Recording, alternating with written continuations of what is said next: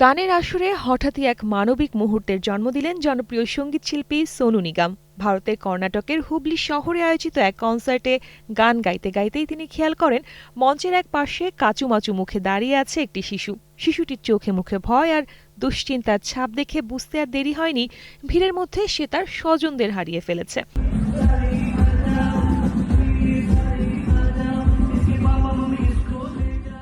সেদিনের কনসার্টে উপস্থিত ছিলেন প্রায় ৩০,০০০ দর্শক। এমন বিশাল ভিড়ের মধ্যেও পরিস্থিতি সামলাতে একটুও বিচলিত হননি সোনু নিগম। গান থামাননি, বরং সুরের তালে তালে মাইকে শিশুটির নাম ঘোষণা করেন শ্রী সায়। মজা করে বলেন, শ্রী সায় কোথায় তুমি, মা বাবা কোথায়, তাড়াতাড়ি এসো, ওকে নিয়ে যাও।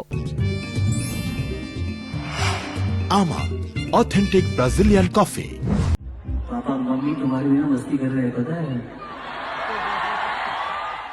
গায়কের কণ্ঠে এমন রসিকতা আর আন্তরিক ডাক শুনে পুরো কনসার্ট জুড়ে হাসির রোল পড়ে যায়। একই সঙ্গে দর্শকদের মনোযোগও চলে যায় শিশুটির দিকে। সোনু নিগমের এই উপস্থিত বুদ্ধিতেই মুহূর্তেই বদলে যায় পরিস্থিতি।